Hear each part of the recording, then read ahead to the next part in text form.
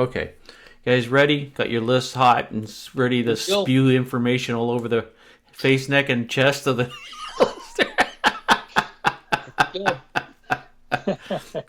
Okay. I'm going to start. Let me... Yeah. 4:15. I'll put 14:50. Like that, eh? Yeah, it led me to think of something else, which I may or may not say. Okay, all right. Okay. All right, I'm going to start. Guys, I'm bringing the party to you. Snakes. Why did it have to be snakes? You big dummy. Oh, great Odin's raven. Say hello to my little friend. I stepped in a ditch last night, man. I almost closed my balls off, man. You take drugs, Danny? Every day. Good. What's the problem? Yeah, David. Giggity, giggity, giggity, giggity. Oh, we know what you'd fear well without. I'm the doctor.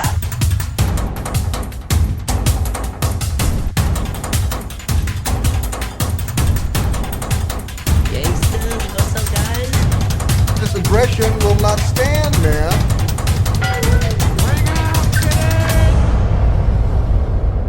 Engage. Quiet, numbskulls. I'm broadcasting.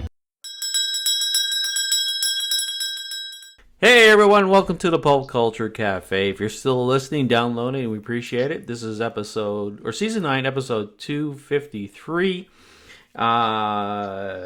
Yeah, we're again just three of us recording from distant destinations within the countries that we reside in. So I'm John. I'm the host and creator. I'm gonna put creator because I did start this on my own. Fuck you, Paul. Not Paul. Scott. No, Paul's been around too long. Well, to be fair, yeah. Yeah, I'm a contributor, but I don't claim any credit for this. Yeah, I certainly so don't claim any responsibility. Yeah, I started this in a small little corner of my room where I could talk to myself and cried. I'm John. To my right, which would be the guy that I do the weekly stuff we used to, that'd be you. My name is Tits McGee. And he goes with Tits and McGee again. So that's funny. Do you sign your checks that way? I do, actually, cool. and they don't like it, but I still get the money, so. And then across the sea in the little country we know as Britain is the guy. That's you. Yeah, that'll be me, Paul. Yeah. Living in Britain. Yes. Yeah. Sorry, everybody. I know we're not flavour of the month at the moment, but hey, we're not all that bad. No. I'm okay. You know, your country would fit in Alberta or BC or any of our provinces. Probably Western Canada. I don't know how big England is. No, you can take it. You can fit it in BC. Oh, really? Yeah. I think we're about 100 square miles, if that. Yeah. Oh, wow. Yeah. Really? Thereabouts. I'm not an expert on geography, but 100 square miles. Well, I've seen a lot of people. In the maps, they show how big is England, and they take it and they insert it somewhere, and it's like, because I was telling, who was I talking to? I was about my travel. Oh, I'm a guy at work where I talked about traveling England and time one time with you, Paul, and I said, I we'll go down to Calgary for 3 hours. 3-hour drive. Whoa! I said, dude, that's nothing.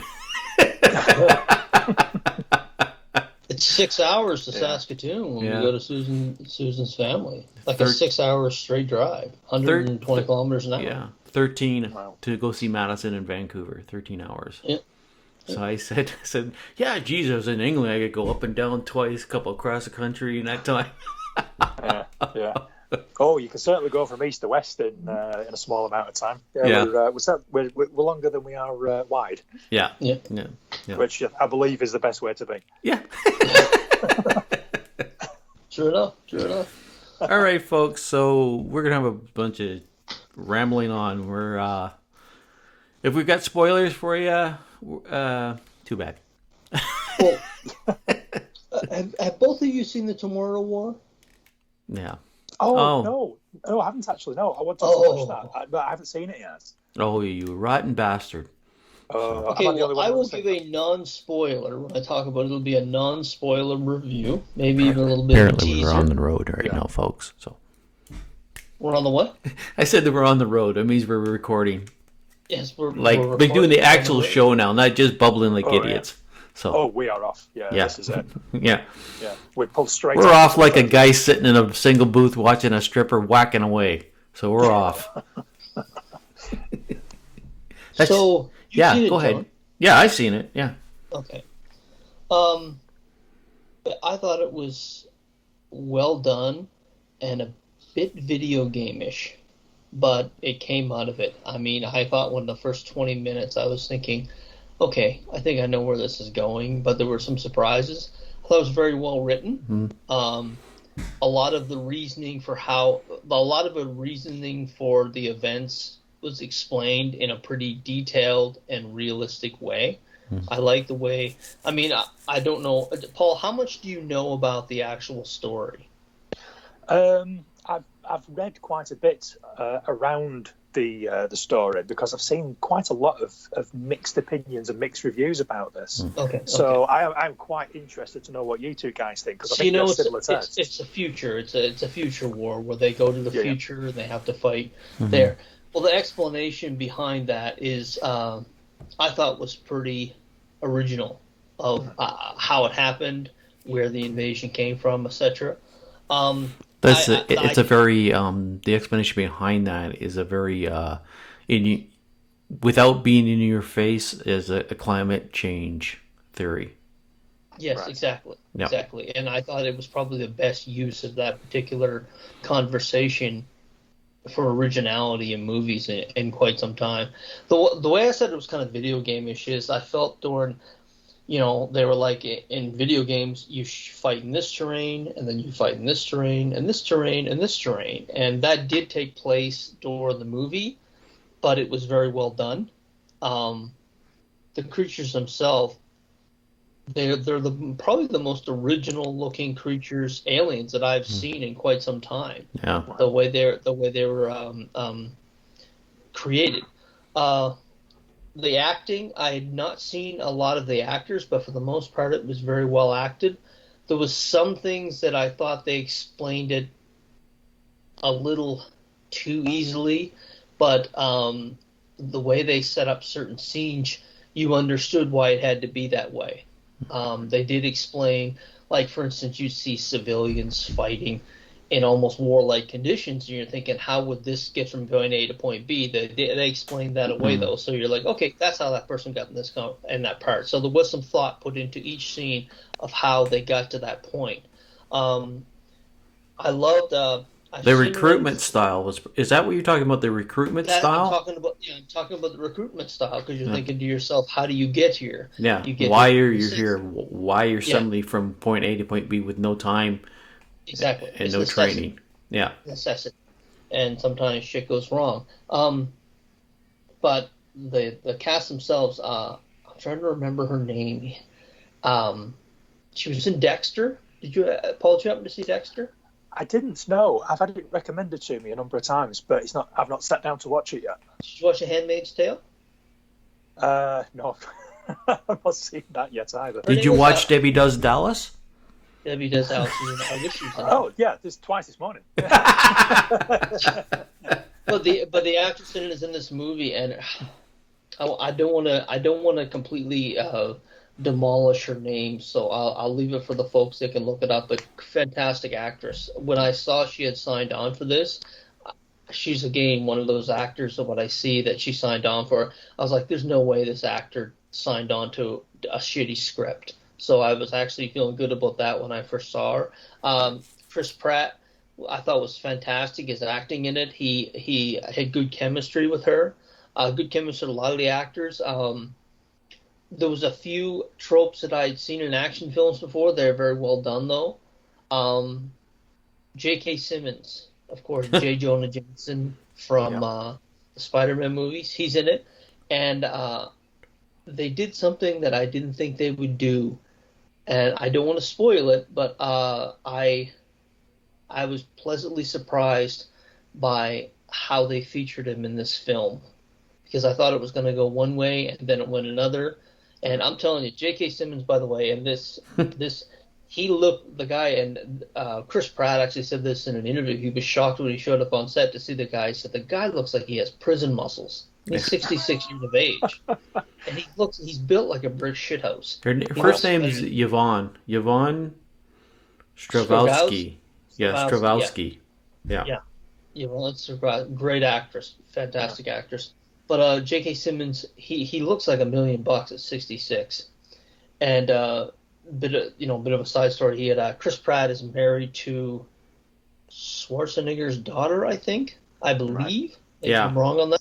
Yeah. And he said the biggest compliment he got from that he'll live with for the rest of his life is Schwarzenegger was impressed by his trapezius muscles because he looks great. He looks great. Mm-hmm. And he's another actor where I saw he had signed on to this film. I said, okay, this actor doesn't usually do shitty scripts. So, but they had already greenlit a sequel. I don't know why. Yeah. Because it told a pretty complete story, but. Money. That's all it is. Money. Yeah, money. It's money. It has nothing to do with if it's actually needed or not. It doesn't need it. It's a complete story in one act. So, that's it. If they could be original with the second one and kind of work into a script that makes sense. Well, I don't think I'll watch it anyhow. I don't need a second story of this. I don't. Even if it comes on HBO Max, no, I'm not going to. I don't need. I'm sick of everything having a fucking sequel, or I am. I just don't think they're gonna do it. I mean, the time travel you can do anything, and that's not really a spoiler. Time travel's involved. You can go back and retie your shoelaces. Exactly. So I don't like the way it's tied. Oh, there we go. That's better. It may actually be a prequel, but I really enjoyed it, and I was very surprised. It was it came out on July 2nd, I think, and it was kind of because for the longest time it started with Independence Day. Remember back in the 90s, Will Smith owned that July 4th weekend, and this felt like the first big July 4th blockbuster that we've had in years, and it wasn't even in the theaters. But I don't think, from watching it, in my opinion, but I don't. Nothing's come out even on.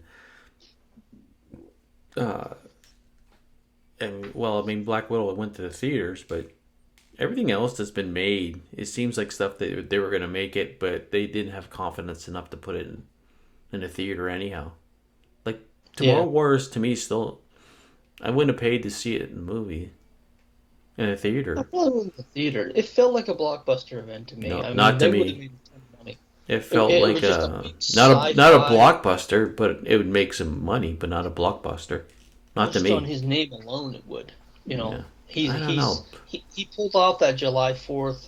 I call it the Will Smith effect, where there's just a leading man and he does a sci-fi thing in the vein of Independence Day, and it felt like something I hadn't seen before. That's why I like the script. The script to me was very original, and I like that. I'll give you that. The script was something different because you automatically think it's something else coming from there, and they switch it around on you. So. The only time I got confused at the one point when this boat showed up, but you told me that the boat was already there in the one scene. Yes. I thought, well, this is really bad editing because suddenly this boat shows up out of fucking nowhere. How the fuck did this happen? And then you explained to me the boat. I felt the same thing. It was a good movie. I disagree with you on Blockbuster. I don't think it would have been a blockbuster. I thought it would have at least made it money back. I mean, a lot of times, if anything under normal conditions, if it's something without Chris, it went over to overseas, to China and the market over there, and they almost watch anything over there. They love that CGI stuff. They just gobble it right up. So I'm for sure it would have made its money back, but I don't think it would be considered blockbuster type. I mean, I'm sure the studios would have said it. I mean, that's their job, is to hype the film.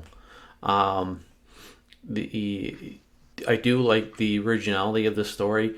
It does go to a point where you stop and you think this is the end of the movie, and you're getting ready to turn it off, and suddenly it starts up again.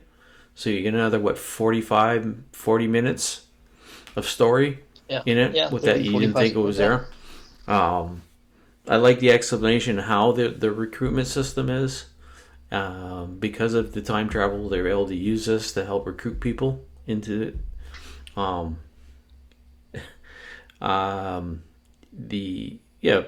I mean, Chris Pratt's just enjoyable to watch no matter what he's doing, right?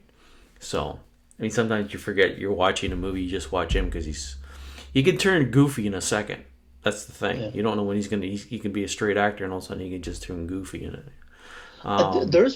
There's one section of it I felt like it was the closest I'd felt to the beginning of Saving Private Ryan that I'd seen in a long time, and I think that there was a lot of influence of that. And you know the scene I'm talking about. Yeah. But that didn't really when they go start into at the this. war zone. Yeah. Yeah. But they would the mishap, it's too bad that it worked for the story, but it would have been better at the start. You kind of get it at the start, but you get the explanation later on. And that was quite the scene. That was probably the most very tense, very confusing, and even the way they shot it, it reminded me a lot of that opening scene on the beach in Saving Private Ryan, where there's just a sense of disorientation as shit's going to hell all around you. Yeah. So I like that. I really like that. So, since it's on, Amazon, if you got a chance to watch it, I mean, you've paid for it, but if you look at the amount you've paid overall, you're only paying like 50 cents to watch a good movie. The only thing I can bring to this conversation really is I remember when it came out and I thought, oh, that looks good, I'm going to watch that. Yeah. And then for the following few days or the following week, there was loads of mixed reports about, it's rubbish, it's good, it's really good, it's the script's terrible and acting's terrible, and Chris Pratt's great. And there's so much conflicted information, and it's like, wow, I really don't know whether this film's supposed to be good or bad, but I intend to watch it, and then completely forgotten about it because everybody stopped talking about it. And this seems to be, and while you two were talking about it, it occurred to me, this seems to be the trend at the moment. Everything that's coming out is just disappearing into the void. I mean, everything. I mean, Fast and Furious 9, talking about, you were having a debate over whether it was a blockbuster or not. And I was thinking to myself, a blockbuster. What's a blockbuster this year? Fast and Furious 9. That came and went. That's been and gone. And nobody's talking about it. No. And that film must have cost hundreds of millions of dollars to make. From what I've heard about it, I haven't seen that either. But mainly because I've not been going to the cinema a lot for obvious reasons. But it just seems like such a shame, because I think we're living in a world now where people are only interested in talking about what isn't out rather than talking about what has come out. It's like everything, that no matter what comes out, people throw an opinion at it, and then to go back to talking about what might be in the next Spider-Man film, or which actor or actress might make a good person in the Fantastic Four, if and when they get around to making the Fantastic Four. It's like you're talking about the same shit day in, day out, every single day, and there's stuff that's out there that nobody's talking about. It just struck me as like, wow, this is the world we live in now. No one gives a single shit about something. Content. Speculation is far more fun than the actual content that you're watching. And the problem is, most people on the internet now are trying to monetize the content. And nobody wants to talk about a film that came out last week. Everybody wants to talk about a film that's coming out next month or next year, or a film that may or may not ever come out, or one that's never even, that they're casting for themselves just to get the clicks, just to get people watching YouTube videos and that sort of thing. And it's almost destroying this pop culture environment that we built for them over the past 30, 40 years. And the thing is, I stay away from reviews basically now, period. Only when it starts to really gets my interest, because my theory is humans are pieces of shit to begin with. So, and they always, you're not going to please everybody. And with Twitter and Facebook, every clown, from someone sitting in an office to a guy sitting in his basement playing video games for 3 hours, they have a comment about something and they think their comment's right. That's just, no. I mean, even the reviews and things we talk about here, this is just our thoughts on one subject. Just listen to us, have some fun entertainment, but don't use this as making it a fucking decision. Like, make your own decisions. Don't, because you'll never, if you stick to anything you see on or read or hear on the internet, you're not going to watch fuck all. No, I think I've got a bit of a downer on this sort of thing at the moment because, as you know, I'm a big video gamer. Yeah. I like playing games, and I play games on whatever I want to play games on, whether it's the Xbox, whether it's the PlayStation, Nintendo Switch, whatever. And on Twitter, I set the filters for video game use, that sort of thing. But pretty much constantly, certainly every day, but constantly, numerous times during the day, because I'm interested in video games, video game news, etc. Twitter bombards me with a load of fresh tweets about video games, and most of them are about people just bitching backwards and forwards about what's better between Xbox and PlayStation. And you get people criticising PlayStation, and you get people criticising Xbox, and it's just such a downer. It's just everything. It just seems to be people just shitting all over everyone else for not liking the same thing that they like or thinking the same way that they can. It's just exhausting. It's like, what are we doing? Why are we not allowed to enjoy things anymore? Why are we just arguing and just like telling people that they're wrong and they're stupid and everything they enjoy is rubbish? And it's like, oh my God. Yeah. I think part of it's being stuck in the basement for 17 months. I really do. I mean, I think even everything from gaming to movies to TV, after a while, none of it's special, especially when you're viewing it through the same platform, when you're not going to movie theaters. It just gets kind of mushed together into the same thing. I've said this before, I don't know if I've said it on the show. Jupiter's Legacy just had bad timing. It came out when, and that's something, I think that people have stopped talking about things, is the world in some areas is starting to open up and people are starting to go do other things, and all because that's all we really had the option to do for the last 17 months was to talk about TV, talk about movies, talk about video games. That now that you have a chance to go to parks, go to restaurants, I think people have said, okay, I don't want to talk about that for a while. And when you were talking about how people just kind of, oh yeah, Fast and Furious 9 came out and they've just moved on. I think it's because we've just been so bombarded with that we're almost jaded and compare it to, oh, that was pandemic life when I was sitting home 20 hours a day, Netflix and that kind of stuff.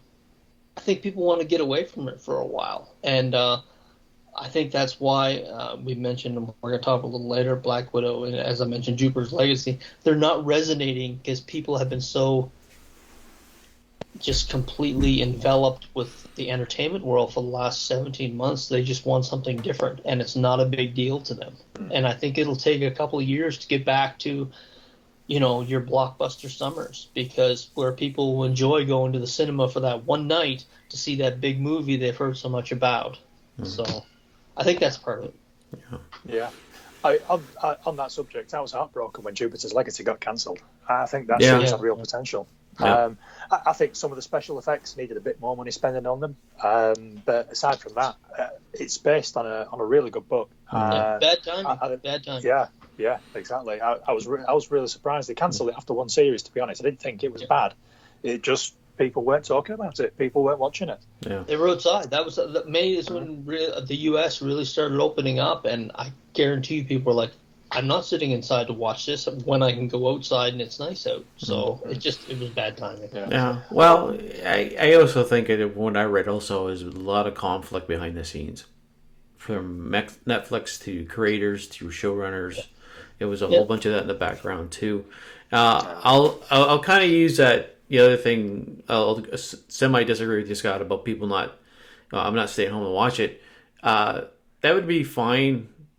Totally fine if we were in the old system. If you're watching the old TV series, like if you didn't have Netflix, if you didn't have the things where you had to wait once a week for this program to come out.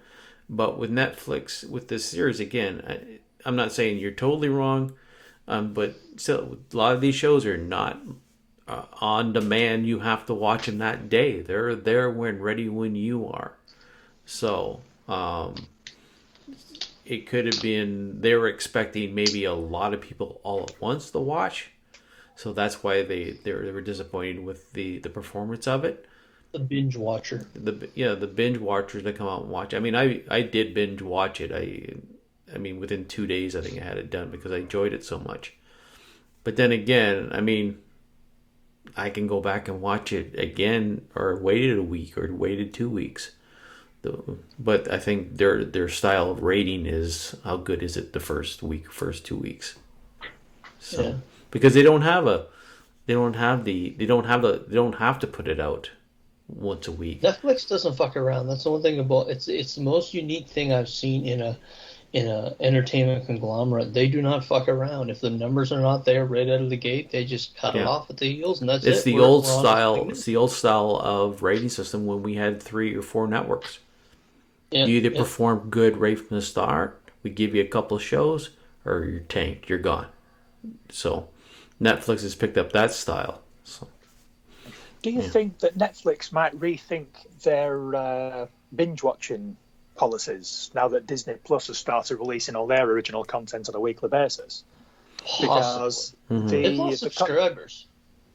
Right. Netflix, they've actually gone down in subscribers. I read a bit out of an article that they're actually losing, and part of that's cultural, part of it's just, I think after a while, and that's kind of like, when you're in the pandemic and post-pandemic, I think they're going to start, people are like, I don't want to sit in front of a screen. Even when we're talking here, I'm thinking to myself, you get to a point where I'm tired of looking at a screen. And I've said that before. I'd rather read a book sometimes. And I think that's, when people think that type of just watching a screen, people think stuff like Netflix. And I think there is going to be a little bit of backlash in the next year or so.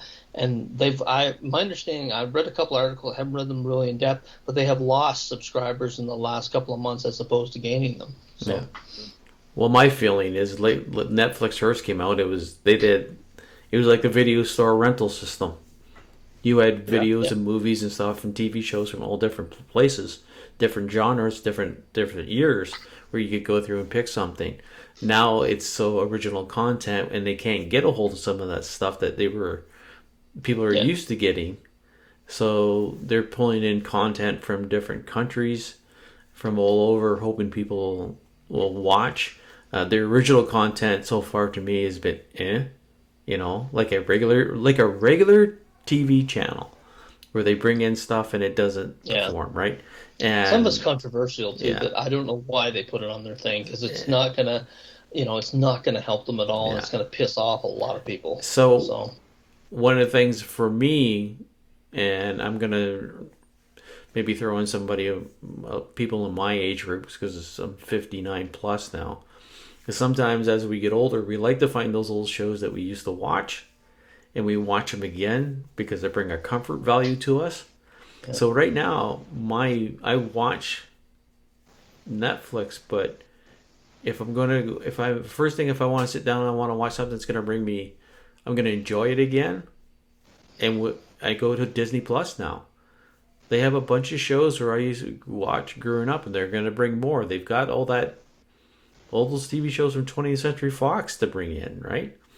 So they have a mixture of new, and they have the mixture of old, because they have the content. So Disney Plus is like, I'm not going to quit Netflix because they still have stuff. But just a quick example, I've got the email showing what's coming out in August for Netflix. And a lot of it, for me personally, is like, fuck, what a bunch of shit. There's nothing in there that like. What I look forward to is I see the new stuff and I put up on the blogs to show people what's coming out. But I look for the stuff that they don't highlight. That's not their stuff, because that's usually stuff that they can still get their hands on or show again. That's coming back, cool. Yeah. And I don't know.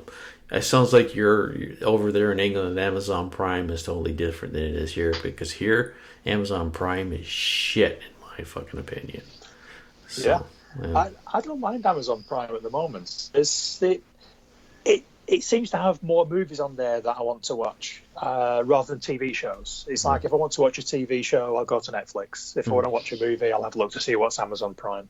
I had a quick look while you were talking about the Tomorrow War, which we've sort of wrapped up and moved away from without acknowledging that we wrapped it up and moved away from. Yeah, that's true. This is our extended review. Yeah. Yeah, but I happened to notice that I just went to the Amazon Prime Video page just to look for it. I was going to look for the cast list, and I noticed that Godzilla, King of the Monsters, are showing on Amazon Prime now. Now, that's the latest Godzilla film, isn't it? Is that the one that everyone was talking about? I think so, last year? Yeah. I mean, that just dropped on there. I didn't even know that was available on Amazon Prime. It's like, wow, okay, that's sort of like an A-list film, really. That's something that a lot of people were talking about last year, so I quite fancy watching that. And they just do that, they just drop things on there, like this Jeremy Clarkson's farm thing's supposed to be pretty good. I'm just looking through it all now. There's Amazon Prime's got some decent films on it at the moment, even though some of them are quite old. I mean, like The Hateful Eight, Quentin Tarantino. I mean, that's a few years old, but I remember seeing that at the cinema. I'll probably watch that again at some point. Yeah. I forgot here, Bone Tomahawk with Kurt Russell. If you haven't seen that, that's pretty good. Many moons ago, I talked to you and Dave about it. Yeah, and Dave says you got to have a strong stomach for that one.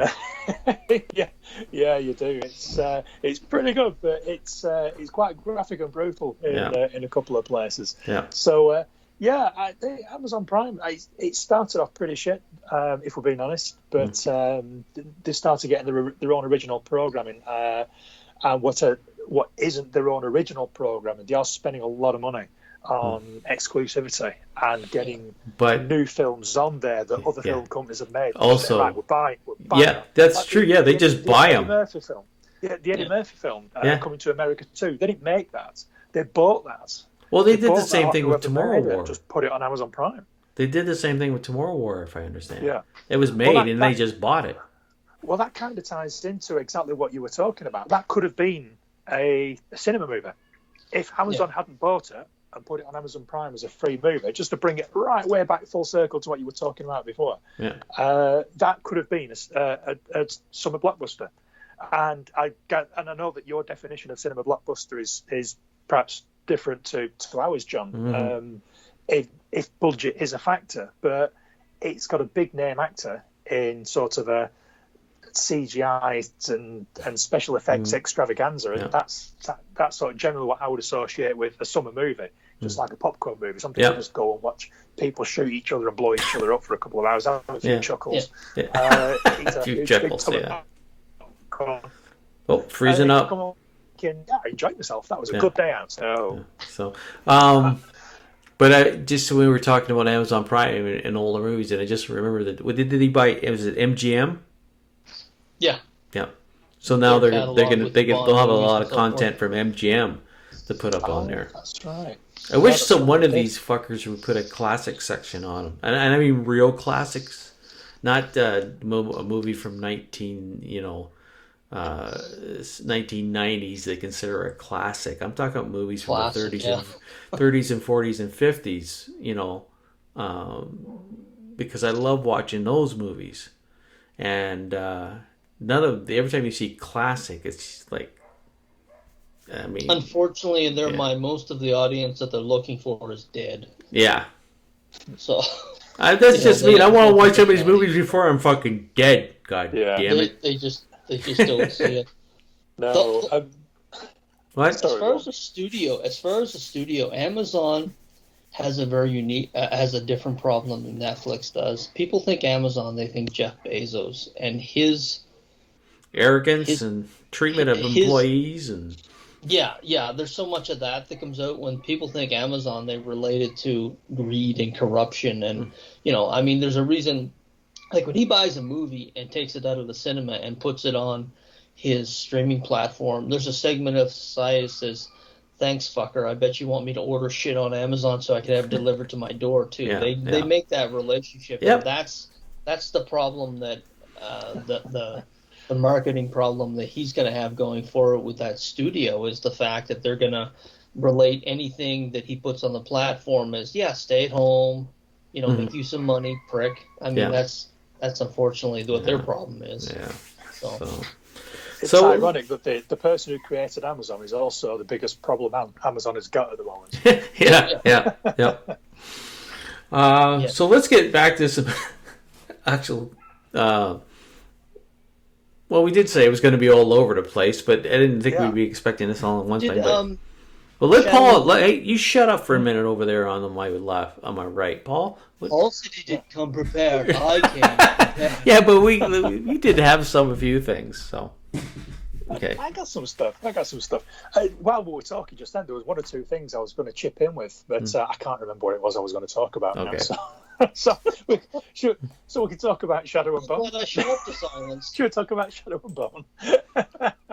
Sure. Scott was literally just about to bring that up. I went away and watched it after the conversation that we had briefly on Twitter the other day. I went away and watched the first episode of Shadow and Bone, and I watched the first 2 episodes of Masters of the Universe. I did too. Masters of the Universe last night. I watched it last night. Yeah. Yep. Well, I'll tell you what. Let's just to piss Scott off. We'll talk about Masters of the Universe now. I have to tell you, if either one of you enjoyed it, you're a bunch of cunts who betrayed my childhood.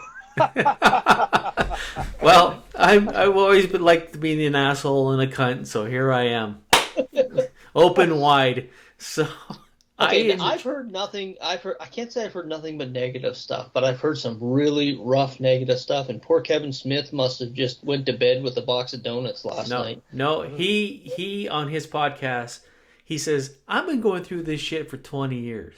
I've had people been railing on me, telling them I'm a piece of shit for 20 years. This will be water off my back. Doesn't bother me anymore. But and the thing is like anything, there's expectations, reality, and then people who want this to be their way, and it's not, so therefore it's shit. And now for me, as someone who never watched Masters of the Universe because it was fucking stupid, I don't remember what age I was when it was out, but to me, I couldn't stand that little floaty fuck, and I couldn't watch that. I just couldn't watch it. So there was some bait and switch. Yeah, there was. So I read some of his interviews beforehand. I think people went too far, but he did say a few things that, okay, wait a minute, you led people to get view eyes on the thing, and they did it with Black Widow. They said Taskmaster, and didn't quite go there. So there was some bait and switch, but nothing that deserves the hatred he got. Okay, so for that bait and switch thing, you could be referring to people saying, well, he said he hated it when he was a kid. And now he said he was a fan of it. His explanation, and I'm not going to argue with the guy. I don't know. I wasn't there. So I'm going to take his word that he said, yes, I did hate it. But it was the only thing on TV for me to watch. So I hate watched it. And I hate watched it again. Then I hate watched it again. So I can understand that. It's like, I didn't hate Gilligan's Island when I was growing up. But it was one of the only fucking things on TV I could watch. So I watched it. Yeah. So we go back, just backtrack here and get to our thoughts on it. Okay. Except for that little fucking floaty guy, I enjoyed it. The animation took me a bit of time to get used to. I don't know what it is about that style I don't like. But the first 2 episodes, I was more entertained by it, and I think that one of the reasons why I was entertained is suddenly we're not in those 2 episodes. We turn from the 2 lead characters, and we take the story and it takes a diversion away from that to a different direction. And I know of times I've said I hated about change in certain things, but this time, oh well. This is interesting. I like this change. Let's see where this goes. So, I'm going to be a cunt and say I like the first 2 episodes. Fuck the rest of them. So, Paul? Well, Yeah, I mean, you can see Kevin Smith's point about the way they described himself as being a fan of it, because as a gentleman, an older gentleman, I remember very well when your choice was either to watch whatever shit was on TV or not. And, you couldn't, there was no streaming, there was no internet. You couldn't just download something or record it and watch it later. Yeah. Even when VHS tapes came about, sort of like, I think Masters of the Universe probably predates VHS cassettes to a degree. I remember being very young when I started getting Masters of the Universe toys. So, I was never really a huge fan of the Masters of the Universe cartoon. Have you guys seen the movie? Yeah. With Dolph Lundgren. Yeah. Oh, yeah. Classic. Just a classic. Yeah, that's going to be in the classic section of Netflix in a few years. Yeah, that's right. Yeah, that and Bridge Over the River Kwai. Yeah. But yeah, I can sort of like I can empathise with what Kevin Smith is saying about how he used to watch it, because I used to watch it all the time, but I was never really a big fan of it. I didn't like it that much for a number of reasons. I think one being, I remember when I first started buying the toys, and I was like, hate buying the toys, because again, there wasn't a huge amount of choice. There wasn't sort of like a million different variants of Luke Skywalker on the market. Yeah. You got Luke Skywalker from Kenner, and that was it. There were no more Luke Skywalkers to buy. It's like, well, what am I going to spend my money on now? Oh, here's a new toy, He-Man. And you buy He-Man, and there's very little articulation on the figures, and the toys are very poorly made. The swords are bent. They don't even the handle on the sword is actually too big to fit in his hand, so it doesn't hold on to the weapons right. The legs move all sideways instead of. And it's like, the fuck am I supposed to do with this? He's always in the constant "I'm shitting my pants" pose. Yeah. It's sort of like, is that muscle bound that he literally can't actually move his joints or walk in a straight line? So I really don't know. The only thing that I actually bought them for is the one thing you could say for it was they were quite imaginative character models. I think they were quite unique for the time, where there was a lot of sort of G.I. Joe, Action Man type thing, depending on your region in the world. And then there was Star Wars, and then there was little else. So Masters of the Universe, you got all these like colourful sort of variants of these monster-looking type things. My favourite one was like Trapjaw, because his little jaw moved, then you could swap out the hands that went on his right arm. But I mean, they were all shit. But I still bought them, and I watched the cartoon, but I didn't like it. and it's something to. It was something to do with the animation just wasn't as good as some other TV shows. And no, I didn't like Floaty Orko either, because he was never part of Masters of the Universe until the cartoon came out. And then they introduced the sorceress. It's like, well, she's not a Masters of the Universe toy. Why is there a sorceress? And before everyone starts complaining, I'm not being sexist. I was about 5 years old at the time, so fuck off. Can we all agree on something though? What? Battle Cat was pretty fucking cool. Yeah. That was a cool cat. Yeah. That's one thing people can universally agree on. Battle Cat was pretty fucking cool. Battle Cat, but to be fair, I mean, Battle Cat, when they first brought out the toy, and there was no articulation on that thing at all. It was literally just like a model of a green cat with a mask on, And then when they brought out the cartoon, it was a scaredy cat cringer who turned into it. It's like, wow, whereas this is all new. I've been collecting these toys for God knows how long, and all of a sudden you just turn it right on his head.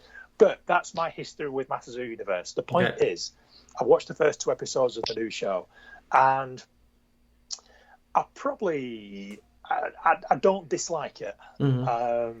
But Masters of the Universe is never really something that I'm fond of. So I don't watch it getting all excited.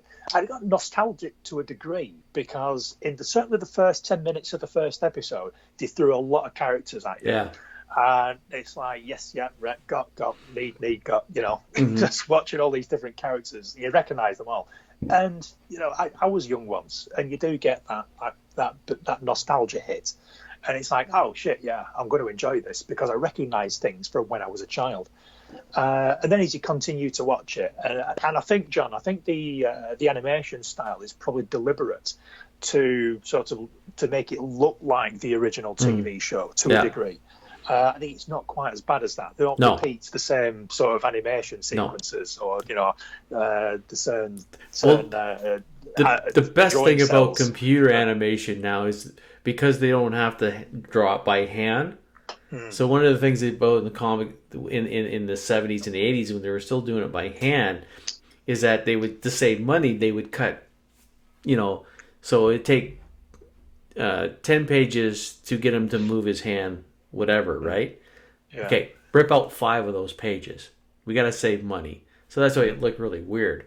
So with computer animation, we got back to at least a style where the movement is fluid, everything's fluid and moving better. So I'll give it that.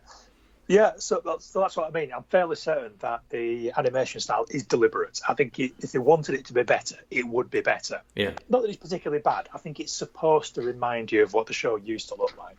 And I quite like how they're veering away from your expectations. I quite like how it's not at all like how the old cartoon used to be. The status quo has been shifted. Eternity has been turned on its head.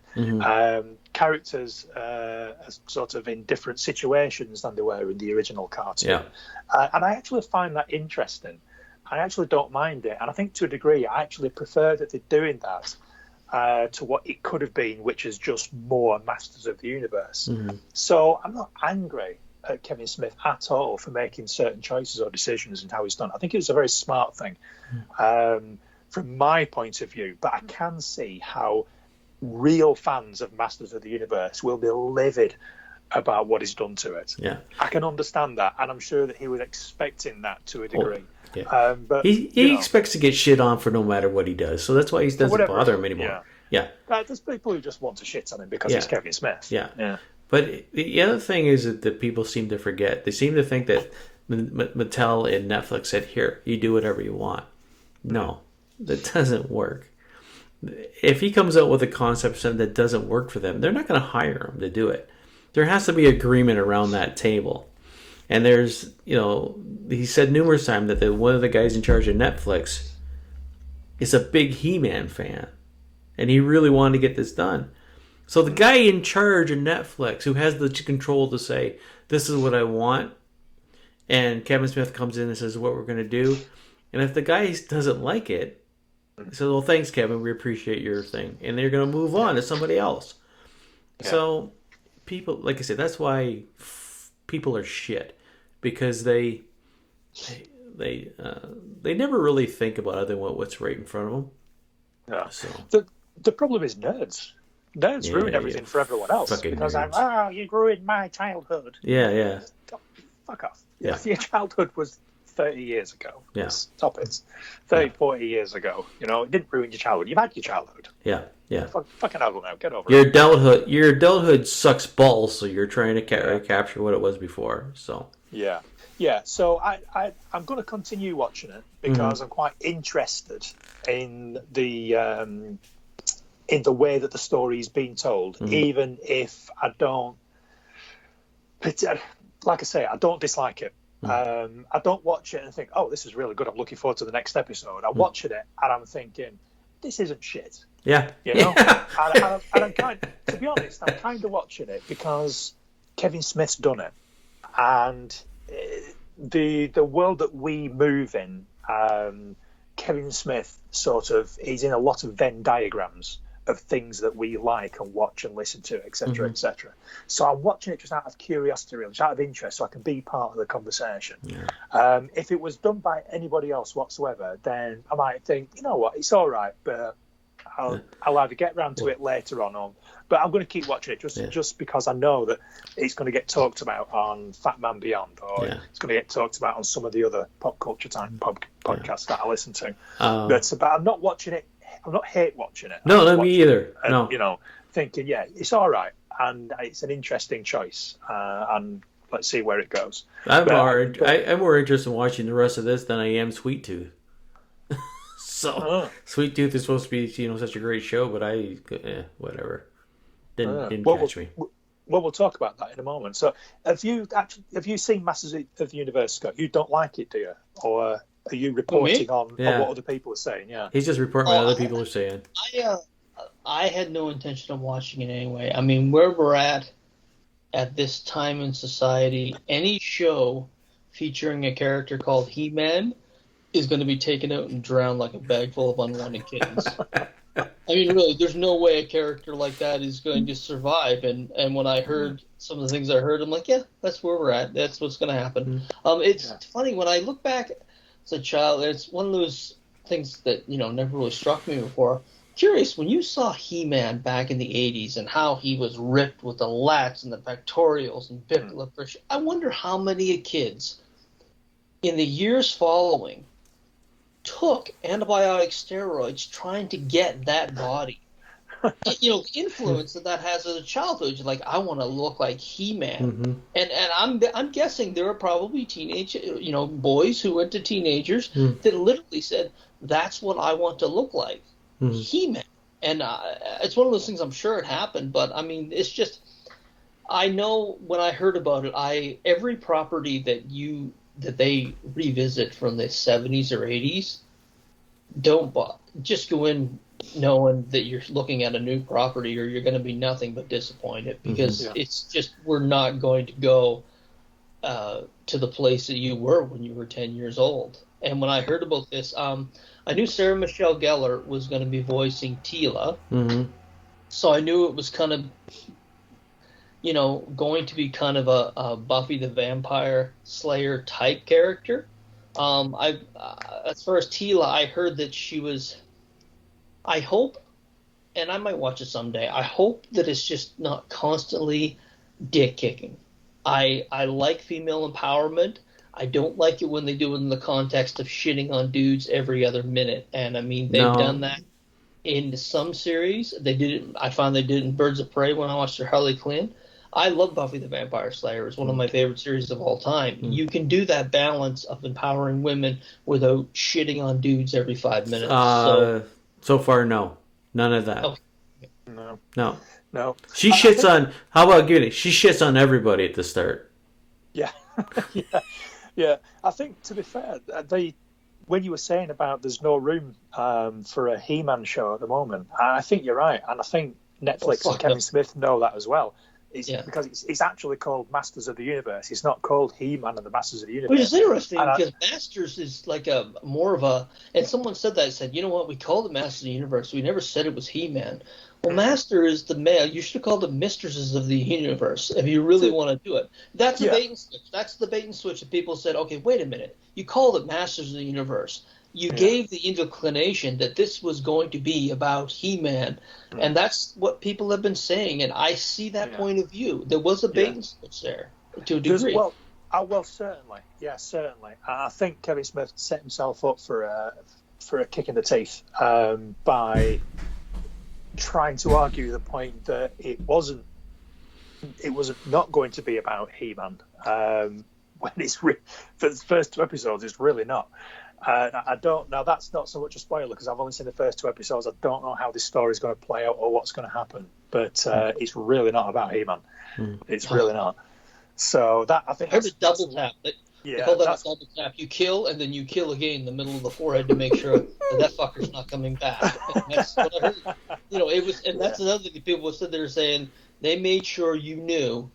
Okay, he's gone and he's never coming back. So bullshit. I call bullshit. He's coming back. Fuck off. I think so too. Yeah, at some point. Him and Skullgiver are coming back, so they don't have to worry about it. That's another thing. Skeletor, he was a campy character, but and maybe the what I've heard of this is wrong. I hope they didn't. A good villain is important, and I hope they don't take him apart too much, that he doesn't have that core evil, because it doesn't matter whether it's a female lead or a male lead, you need a strong villain. And if you, I don't want to say demasculinize, but if you just cut the nuts off of Skeletor, it's not going to be a very good show, because it's going to become a bit of a Mary Sue. And I hope they don't do that. I'm not going to watch it, but I hope they don't do it, because it'll be a terrible ride for the people. Well, I'll let you know, bastard. I'll let you know. So, all right. What was the other one, Paul? You said Masters in the Universe and something else. At the Shadow start. and Bone. What? Shadow and Bone. Yeah, Bone and Shadow. Oh, you brought up Sweet Tooth as well, didn't you? That came. What are you thinking of that? Me? Oh, I'm done with it. It loved came it. up very. It came up very, very briefly in conversation. Yeah, I just mentioned it because I don't I have no need or desire to go back and watch the rest of it. And Scott, he you know, I loved it. I thought all it was over it. very well done. The kid who plays Gus looks like so much my son Trevor when he was a young boy. It's so weird. I want next time I see Trevor, I want to stick antlers on him just to see what he actually looks like with them. It was. I liked it. I mean, it was probably one of my favorite series for a post-apocalyptic show. It was actually very sweet. You know, ironically, in the title itself. Have you watched the whole series? I haven't actually watched any of it. I haven't watched it. Okay. No, the conversation I'm bringing to the table is I need you to talk me into watching it because I know of the book, obviously. Is it Jeff Lemire? Yes. Yes, Jeff Lemire. Yeah. Great writer. Lemire. So I'm familiar with the story. I know what it's about. I know it's supposed to be very, very good. I heard that it was going to be on Netflix. Saw a trailer for the show. I thought, wow, this looks like they've done a good job on this, bearing in mind the source material. But I have never had any interest in reading the book or now watching the TV show because usually I'm a sucker for anything post-apocalyptic. But this strikes me as a show that's about a child in this world, and am I right in thinking that there's also some guy who's sort of like protecting him, or is it like a lone wolf and cub type thing? Yes, Tommy. His name's Tommy. Yeah. And I just have no interest in that story. You know, I've read Lone Wolf and Cub, and whether it's a film, whether it's a book, except for The Road, actually, because The Road's actually really, really good. But anything where it's just somebody protecting somebody else through a series of events, it just doesn't really grab me. I just don't have any interest in it because I just find it frustrating. It's more creative than that. It's not. He is literally. You see vulnerabilities in him also. John, how much have you watched of it? I don't even remember where I stopped. I'll tell you the things I liked about it, and if Paul, if you happen to like that part of it, do you remember Peter Falk? Was it Peter Falk that narrated The Princess Bride? Remember he's telling the story? Yeah. Yes, it was Peter Falk. Yeah. Whenever I hear, and James Brolin does a narration in the show, and whenever I hear that, it reminds me, it takes me back to that sense of adventure that his narration brought to The Princess Bride, and that's one of the things I liked about this show. Yeah, exactly. You know what I'm talking about? I'm a big fan of The Princess Bride. Exactly, and that's what attracted me partly to this series. It's right out of the gate. You feel like you're on a sense of adventure. The Will Forte, and we talked about this. Forte. Forte. Get it right. He's off sir. SNL. Yeah. SNL. He plays Gus's dad, and he is. You know, I've always said before that I think a lot of comedians would make really great dramatic actors, and he has a very good turn in this show as Gus's dad. New actors that I've seen in this, the child who plays Gus, Christian Coleman, Canadian kid actually. He's 9-10 years old, very good actor. I mean, he's got a little bit too much, I call it the Carl syndrome in The Walking Dead. Where's Carl? Jesus Christ, Carl, stay in one place. Carl, can you just stay there? See, Carl's in trouble. And that comes into play a little bit, and after a while it's like... Okay. A little bit. He's fucking every time the kid turns around, he's fucking doing something he's not supposed to. Exactly, and I can say that's one of the things that after a while it's like, okay, piss off. But I like the relationship that him and Tommy had built over time. Tommy is not constantly the guy that comes to the rescue. Sometimes Tommy's deep in doo-doo, and other characters are able to help him with that. So it's not just that big brother looking over him. I mean, it's kind of a group effort, and as they build members of this group as they're going along. I like the fact when it comes to post-apocalyptic, I like the originality. Of course, it's, I mean, without giving too much away, babies are born, and they're animal hybrids.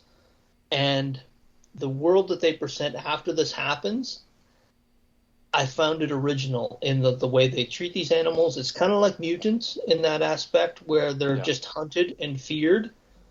And there were some real life connotations where you're saying, why are you fearing them just because they're born? And that's happening in society today. It was well written. I thought it was well paced. The cinematography, it's shot in New Zealand, so it looked beautiful. I love the Lord of the Rings territory. Yeah, exactly. It was beautifully shot. Tommy's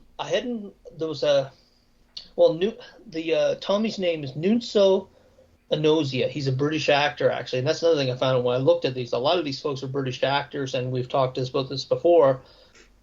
Tends to have a very good acting pedigree. I didn't find there were any bad scenes or bad acting scenes at all in this series.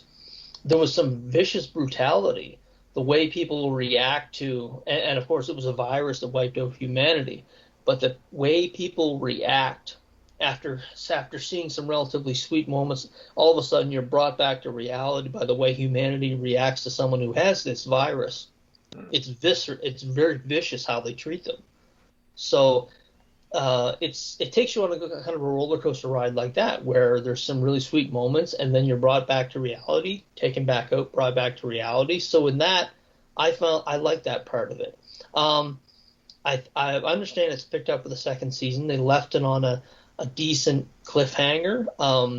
There's a character that, although they're an integral part of the first season, they weren't really in it, and they kind of show up at the end, and it's a nice hook into season 2. So I enjoyed it. I thought it had a lot more heart than a lot of. And they burn people alive.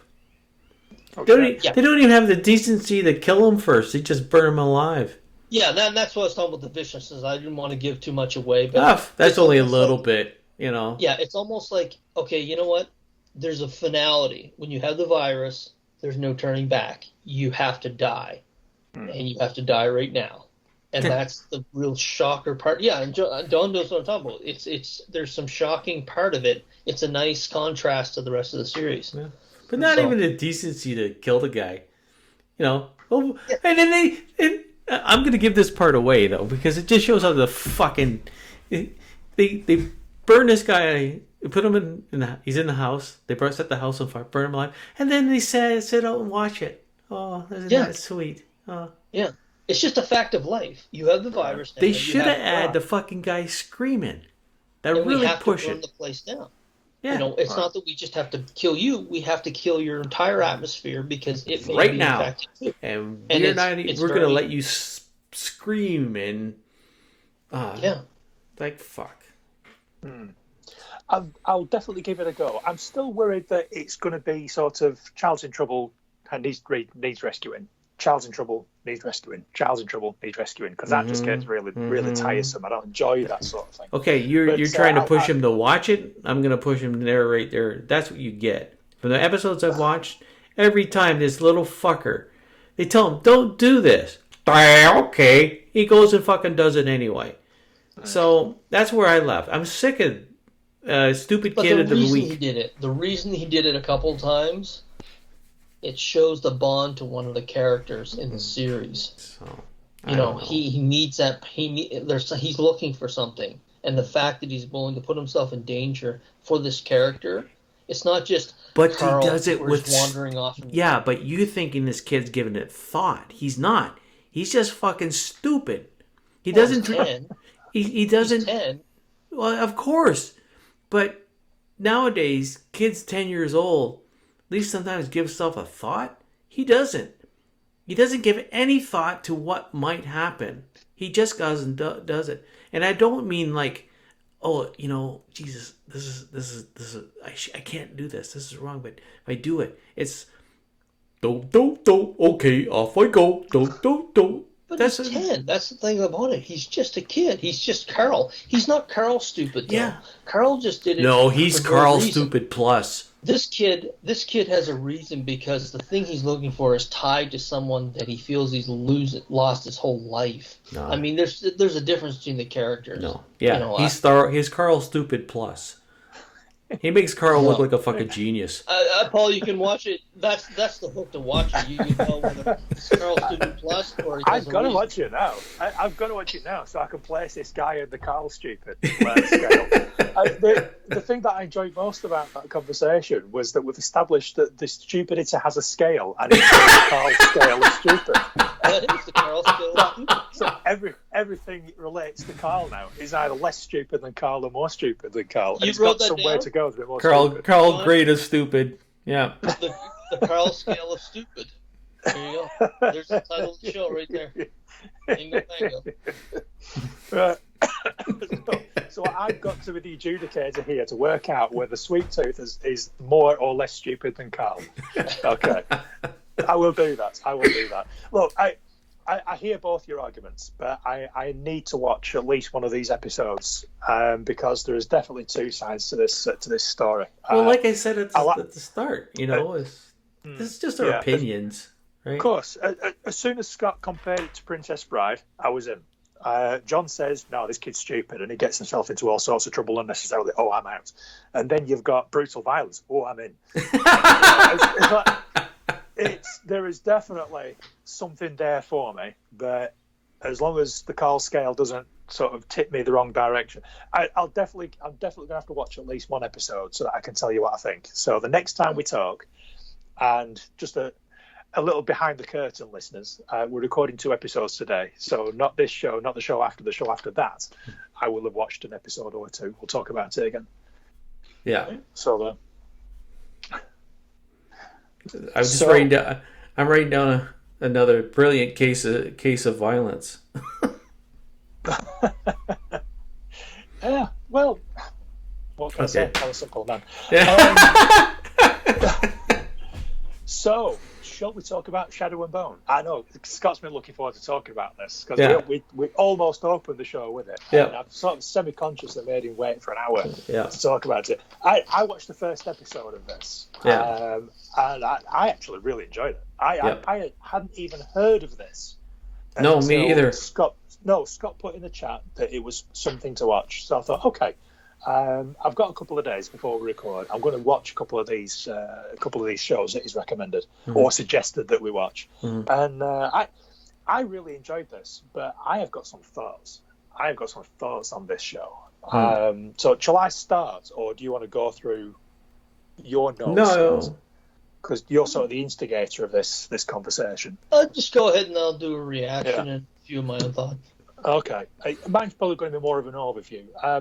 If I put a video up at this, I'll put Scott, your reaction, everyone should just go. 7 wanks. Yeah. Okay. Sorry. Go ahead. Now I'll let you go. Yeah. And that's the Scott scale. Yeah. 7 wanks out of 10. 7 wanks. Oh, right. So, Shadow and Bone. Yeah, I went into this not even knowing what it was about. But I thought, I'm going to watch it because Scott's watched it. Scott's going to talk about it. I want to talk to Scott about it. I'm going to watch this show. So right from the start, I thought, oh, okay, this is interesting. This is... So basically, I mean, I really don't know. I would describe it as sort of a fantasy story because it doesn't appear to be post-apocalyptic. It doesn't appear to be alien in nature. It just appears to be some fantasy-type story, some sort of fantasy world, whether it's in the past, present, or future, who knows. But based on 4 books. It is. I had to look it up because I saw some similarities with other stuff that I'd seen. I thought, I need to know where this is from. It's clearly based on a series of books. You can tell it's based on a series of books straight away because it's like this is clearly going to be a series of books that someone has written. This is a world that someone is building. You can tell that right away. So it's kind of it's almost like I would suggest sort of a 1930s, 1940s culture because it immediately the costumes, the way that they talk, like the camps that they've got set up, etc.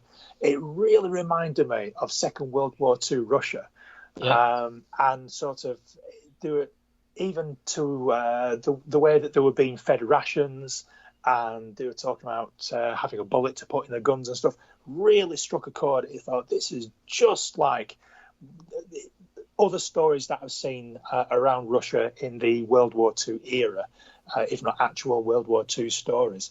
And I thought, this has got to be a Russian author. It's got to be. So I went straight on the internet to have a look, and it's not. It's not. It's an American author. I've actually got the thing up here. Based in a series of books by the American author Leigh Bardugo. Lee's Leigh. So that might be her trilogy. Yes, I was going to say it is a lady. Bardugo, Bardugo. No idea at all if I'm pronouncing that correctly. So that surprised me straight away, because I thought this really has a Russian flavour to it, because even the names sounded sort of like Germanic or Russian. So I thought, right, okay. So it's not Russian in nature. So we'll keep watching this. And then it introduces like these cartographers, which are obviously going to be like the heroes of the show. They go out drawing maps of these dangerous areas, these forbidden areas that people go into and never come back. I can see where the Fold.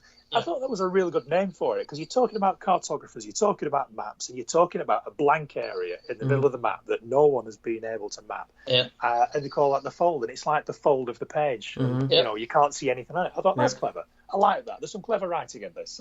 I appreciated that. Clearly sort of a young adult sort of orientated story. You know, you can see who the heroes are going to be. They're all sort of like teenagers or sort of like late teens, early 20s or something.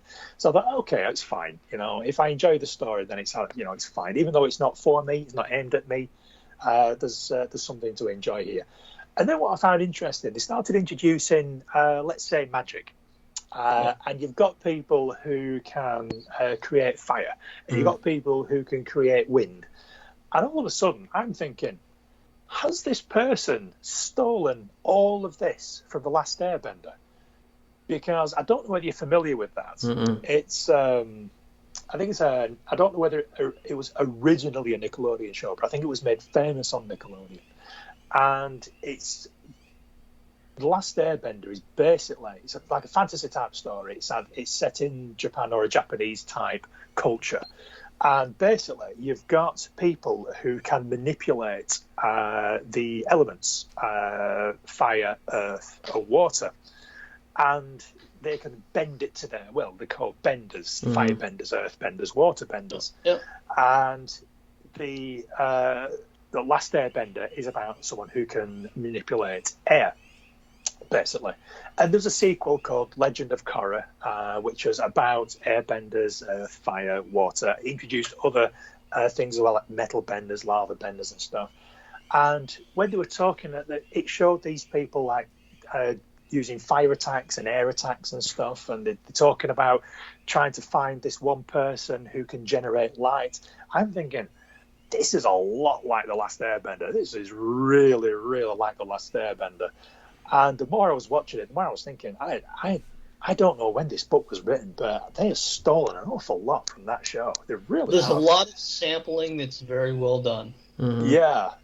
I say stolen, inspired by, perhaps, almost word for word, but still inspired by, not stolen. But what I did like about it is it sort of reminded me as that Into the Badlands as well, where you've got these different groups of people with different interests, and some of their interests aren't always sort of generous and kind, very selfish and want to make money out of it and this sort of thing, and you can see who the heroes are, you can see who the bad guys are, and you're just waiting for their paths to overlap, and you're just waiting for them to sort of like smash into each other, and you want to know how they're going to sort of like react when they do. And they can see that there's going to be some poaching of people to go on their side or the other, or they're going to be taking different routes to get to the same place. They're all after the same goal. So I can sort of see where it's going. I was looking forward to it. There were characters within specific little scenes that I couldn't wait until they were in the same scene, and that is, to me, is a good sign of a good story. That is exactly the point, Scott. Well put. That's exactly the point. And it is the sign of a good story, because regardless of everything that I've just said, I liked the aesthetic. I liked the fantasy setting. I like the characters. There's some good performances. I'm mostly British. I would like to point out. But yeah, I thought exactly the same thing as you, Scott. I thought, I'm looking forward to them meeting them, and you know it's going to happen. So regardless of everything that I've just said, even though it might have pinched a couple of ideas from other sources, I enjoyed it, and that's the most important thing. And I'm going to keep watching it. I'm looking forward to watching the next episode and seeing how it goes. And I believe it's already been renewed for a second season. So even though I haven't seen the whole of the first season, I don't know whether it ends on a cliffhanger or not. I expect it will, because it's based on a trilogy or a series. So I would expect that it's going to end on a cliffhanger. So yeah, I'm in. I'm looking forward to it. So as long as the quality doesn't dip, and it sounds like you watched more than I have. So yeah, I've watched the whole thing myself too. You watched the whole thing. Yeah. Right, I'm going to pass the conversation over you two guys to expand on what I've just said. Then. Well, I'll give you my regular dimwit review like I usually give. It was good. I liked it. Scott will go into more detail than I. I just add John, stuff here and there. Yeah, John gives it 9 winks.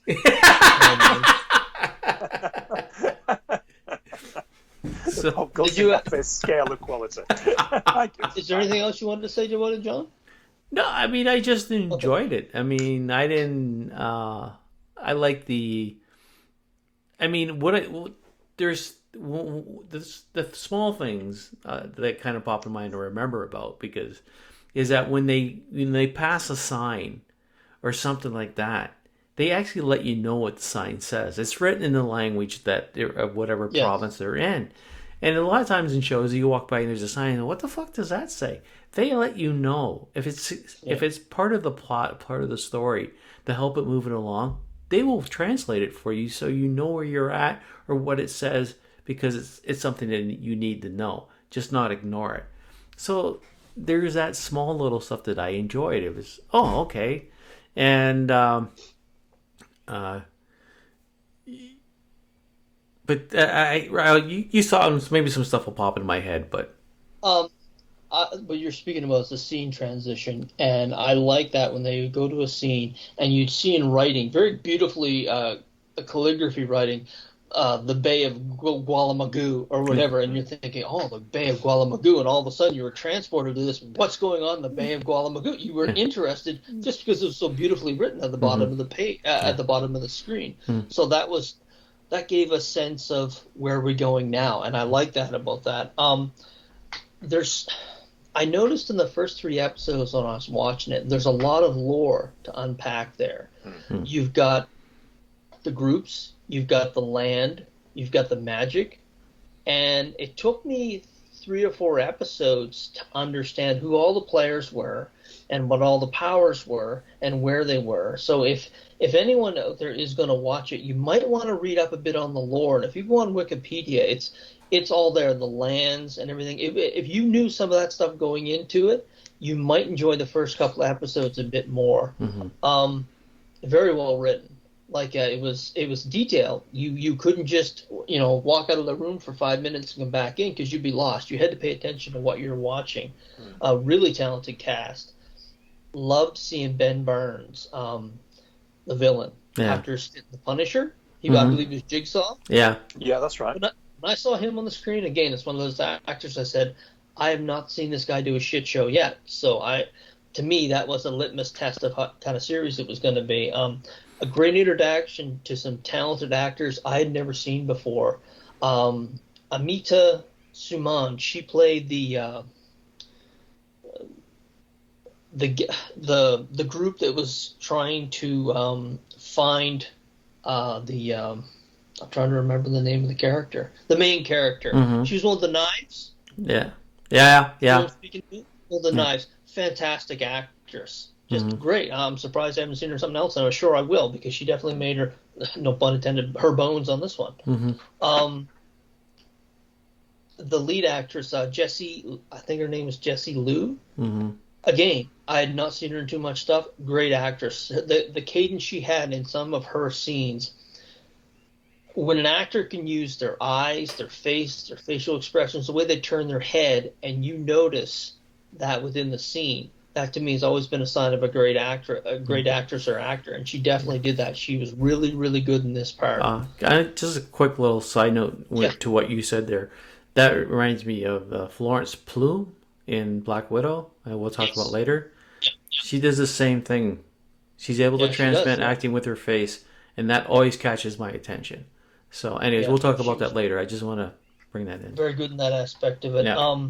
But the acting, all of them, there was probably 10 actors that I'd never seen before, and all of them just nailed the parts. I can't think of again, and to me, is that sign of a good series. There was no weak links, even when it came to secondary and third-tier actors. They were all good in their parts. You're right; it had kind of a Russian / I would say World War I vibe to it.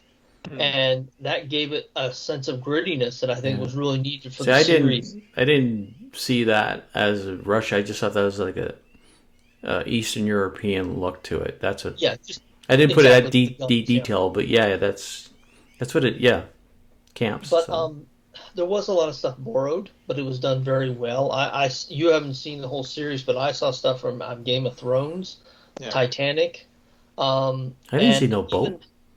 What's that? I didn't see no giant boat. Wasn't a boat, but okay. you remember the two characters? No, I don't. I never watched that movie.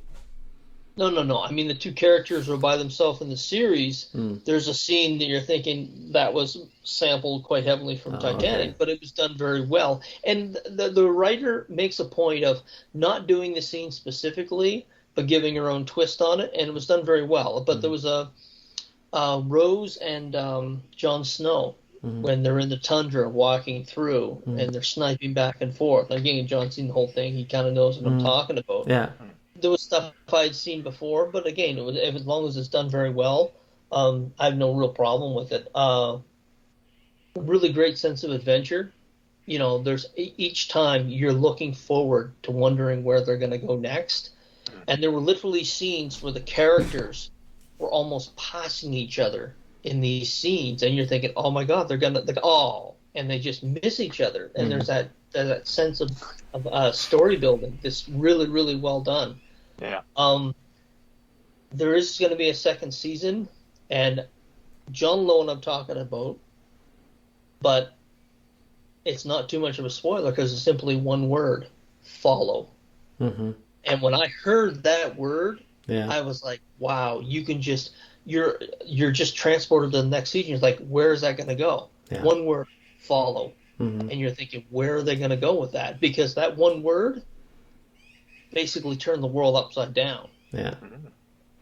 I'm telling you, Paul, when you hear it, you'll be like, holy shit, he's right. Da-da-da-da-da. And when I heard it, I just went, okay. Yeah. But my imagination went wild because I'm thinking, okay, they just it was amazing how you guys look at stuff differently than I do. I just sit and watch it and get entertained. I don't do any in-depth thinking. When he said that was a cool scene. That was a cool scene. But I don't do any of that. I just, okay, this is cool. I like it. And then I'm done. My brain shuts off. My imagination exploded. Yeah, like you got like big. You should give it 9 whacks out of. 9, 10. See, my imagination's already running wild just thinking about the possibilities. It's like everything you've described is I'm right on board with. You know, any comparison to Game of Thrones. That was one of my favourite parts of Game of Thrones was when characters that had never met up to, like, say, Series 5, Series 6, all of a sudden, they end up in the same place, in the same room together. It's like, holy shit, such and such and such and such, finally together. And it's like, oh, so anything like that. Because, like I say, that was the thing that I really took away from, certainly from watching that first episode, is like very distinct groups with very distinct sort of missions and priorities and characters within those groups, etc. And it's like, I can't wait for those two groups to see what happens when they meet. And even from just watching that first episode, there was a lot that I really liked about it, and I'm really looking forward to watching the rest of it. And certainly with what you've just said, it sounds like it's going to be really good. Well, even the creatures on the Jaws, I call it the Jaws syndrome, when you can't see what's going on, and there's just that sense of what the hell's out there. And that's kind of, later on in the series, you're shown some of it, but you're not shown all of it. It's kind of like The Mist. Remember that Stephen King, where you can't see what's in the mist, and that's what scares the shit out of you more than anything else. Yeah. And that's another part that's really brought well to the series. I'm just sitting here listening to you guys and thinking about when I'm older. And I don't know how much you guys watch the Three Stooges, but there's in one of the episodes, they take an X-ray of Curly's head, and then it's just a cuckoo, cuckoo, cuckoo. And I'm sitting here thinking about me sitting in my old age, sitting in my chair, watching TV, and that's what I think's going on in my head. Cuckoo, cuckoo, cuckoo. I'm watching the show, I'm being entertained, but nothing's sticking. It's just where you guys are sitting going, oh yeah, look at what's gonna happen. Oh, look at all this, cuckoo, cuckoo. We're putting some thought into it, and you're just like, what? I'm like a hunter. I use all the animal. Just use all the animal, right down to the tusks. Yeah. I just take the piece of meat I need. Me and Scott are like Jack Nicholson in most of One Flew Over the Cuckoo's Nest, and you're like Jack Nicholson right at the end of One Flew Over the Cuckoo's Nest. I like my little world. So. What, you've only watched one episode? I've only watched one episode. Yeah. Okay, hell of a ride. Yeah. Like I say, even though I had a few thoughts about the ideas that they'd borrowed from other places, they weren't bad ideas. If you're going to steal, then you steal from really good sources, and it's what you do with that inspiration that counts. And I was quite impressed. Like I said, I had absolutely no idea what it was about. I just saw it on your list, so I thought, well, I'll give it a go. And I'm glad that I did. And that's kind of why I enjoy doing the show with you two, because I get some really good recommendations for TV, movies, and comics. I think it's great. So we're really lucky. Or you get the middle review, you're going to find out who's nuts, right? Yeah, or that. Yeah. Is this kid Carl grade crazy, stupid, or is he not? How stupid is that guy? On a scale of Carl. Yeah. So, he's definitely Carl Series 3. Yeah. So I'm gonna do one. Like I said, I don't have a lot. I usually just come in and listen to you guys, and in my head I'll start going in different directions to talk about stuff. But I was lucky enough to get screeners from BBC. BritBox, sorry. I have BritBox over here. And so they have a series coming, only 3 episode series. It's already been broadcast in England. So it's called Time. And it stars Sean Bean and Stephen Graham. And it's about I'll just give you a rundown. Did you watch it, Paul? Because you kind of look like you kind of rang a bell. It did ring a bell because me and my wife are going to watch it because we've heard that it's very good. Yeah, it is. We've got the first episode on our TV planner. So I was lucky to get all 3. They gave me a screener for all 3. So I'm not much into dramas and stuff anymore. I want my brain to go cuckoo, cuckoo. I don't want to think, right? So, but they were kind enough to send it to me, so I gave it a shot and watched all 3. The synopsis I'll just give is like Mark Cobden. Sean Bean is a husband father like any other, except that he is responsible for the death of an innocent man. He's tortured by his visions of his victim. Mark welcomes his 4-year sentence as penance for his crime. However, in this brutal environment, a former teacher is an easy target for more ruthless residents. Eric McNally, Stephen Graham, is a dedicated prison officer doing his best to protect those in charge, but in an understaffed prison that's brimming with tension, the inmate's safety rests on a knife edge. When a dangerous convict threatens to hurt someone Eric loves, this honest man faces an impossible choice. Unflinching but ultimately hopeful. Task just time. What the hell is that? Time asks urgent questions about the way penal system works, and it's just a study of punishment and penance. And I watched the first episode, and I was really entertained. And then I had a couple of days, so I had a couple of days where I didn't, but I watched the final two. And now, like I said, I'm not the best at giving my thoughts on it, but I really enjoyed this. It was it showed two men in two different paths. And like I said, Sean Bean does an incredible job, and the same with Stephen Graham. They are both incredible actors. The only reason I know of Stephen Graham is simply because of the one movie he did was Lock, Stock, and Two Smoking Barrels.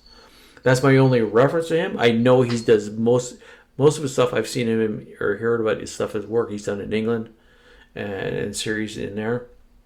But it's really this, like, Sean Bean's character is a man who knows what he did, and he owned up to it. And he willing to do his time in prison, and how that even that small time in prison affected him a little bit, but also showed his character in other aspects of decisions and stuff he had to make to choose choose either do this and receive this, or don't do it and receive this. And Stephen Graham's character is a character who, like any father, is put in a choice where, what am I going to do? I mean, I'm on a scale where I'm an officer, and if I do these certain things, the predicament could end up really bad for me. And he has to make that choice as a father who said, we would do anything to protect our children. And he's put in that choice to make this choice that could really affect what's going to happen to him. But without giving like a lot of away, it is very good. I was very entertained. I didn't feel a lot of stuff I don't watch now because I don't want that feeling of depression. I don't want that feeling of this crap's going on.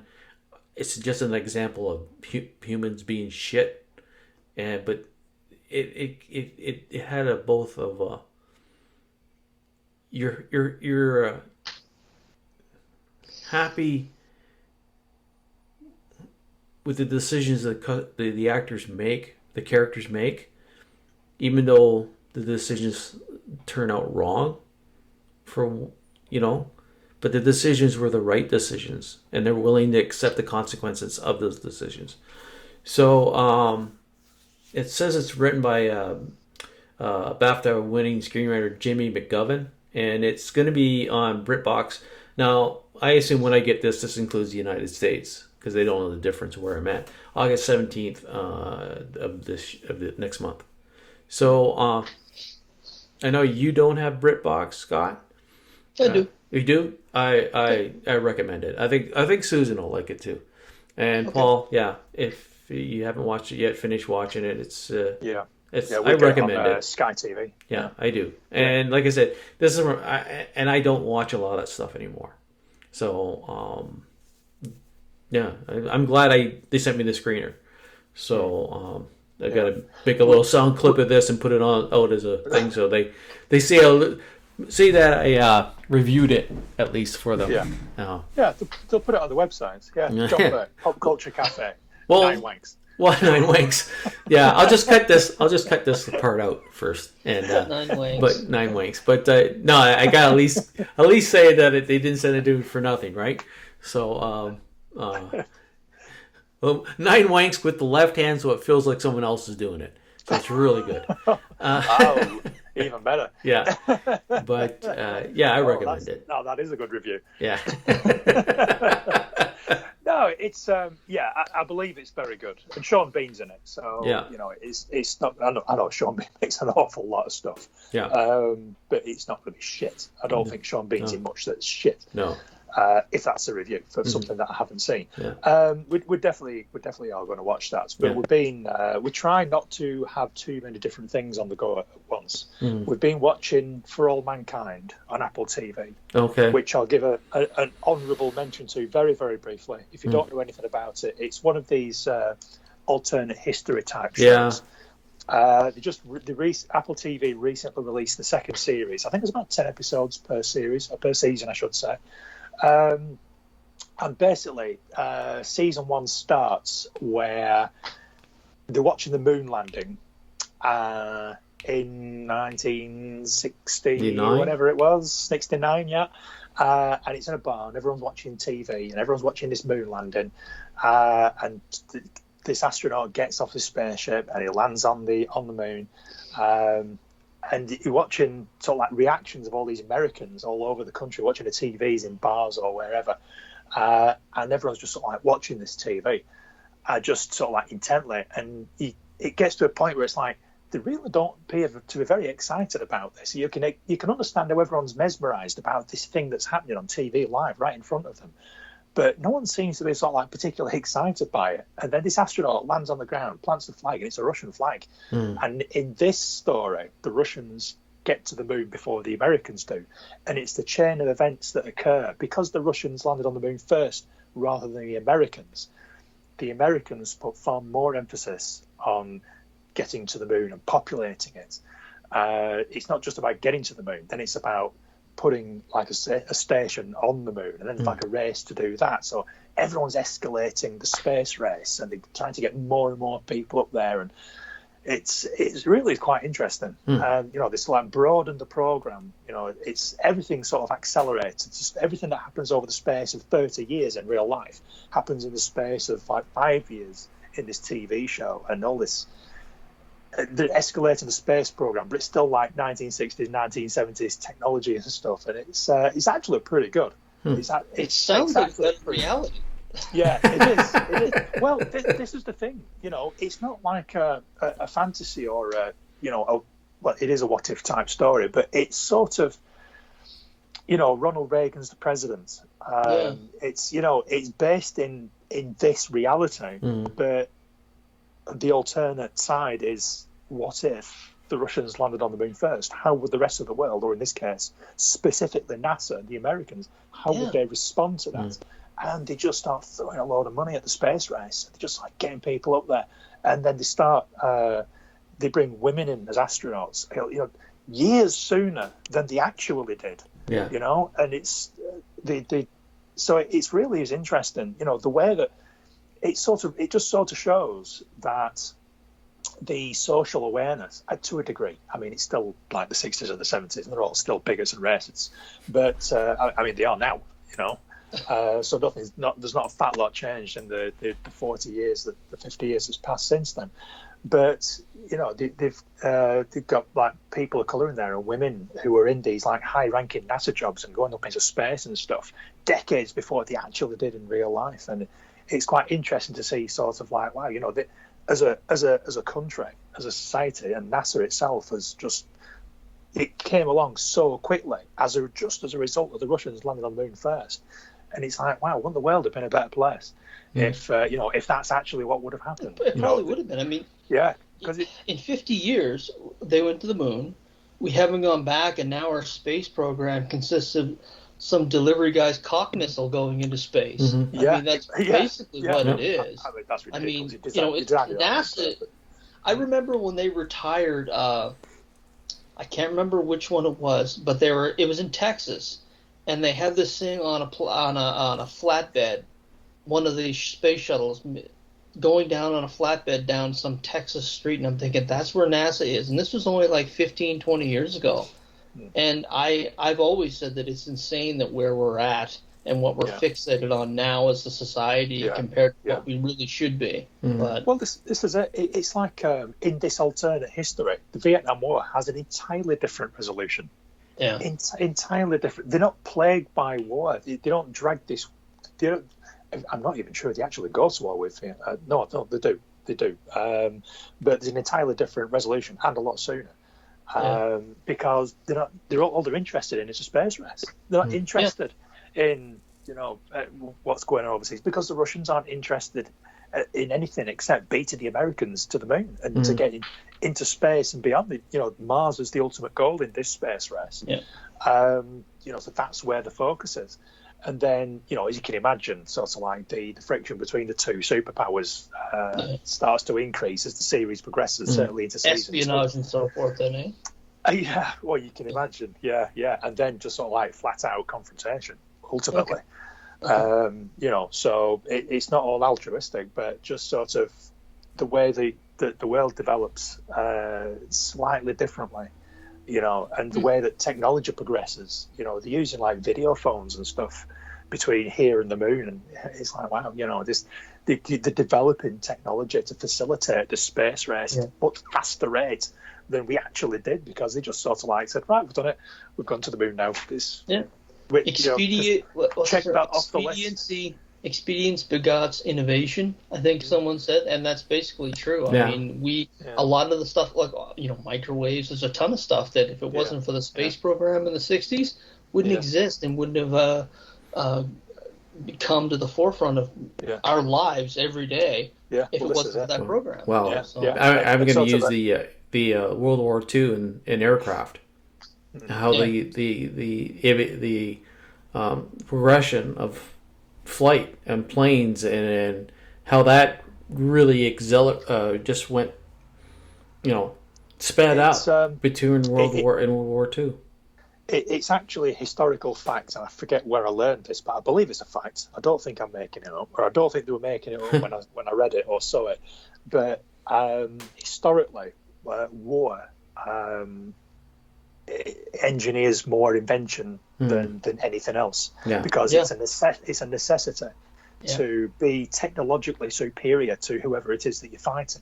So if you're in a war, there's like it's not just an arms race, it's like an innovation race. You've got to have better vehicles, better weapons, better equipment, and there's an awful lot of inventions that we use in everyday life now that were engineered because of war.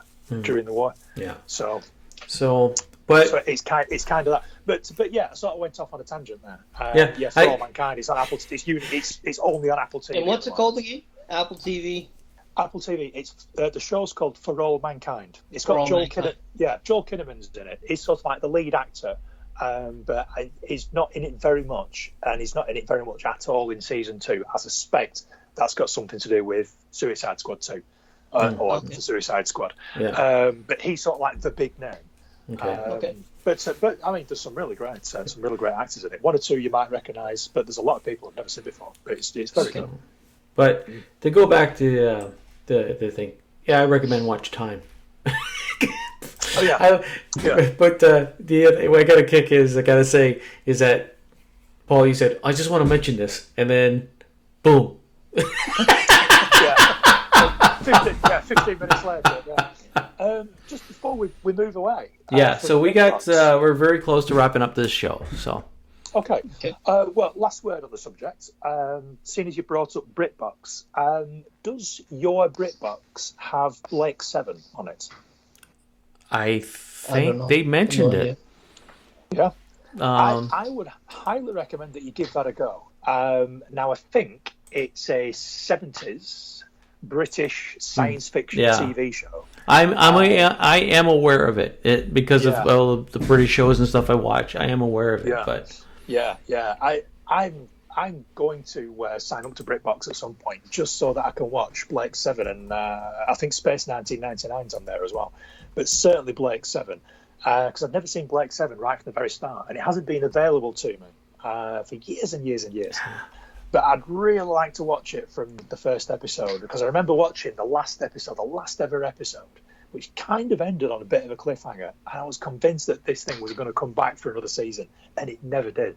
No, I don't have it in the Canadian version. We don't have it. Oh, it's not on there, is it not? There's no point me talking about it anymore then. Hey, I believe got it's other on British means. BritBox.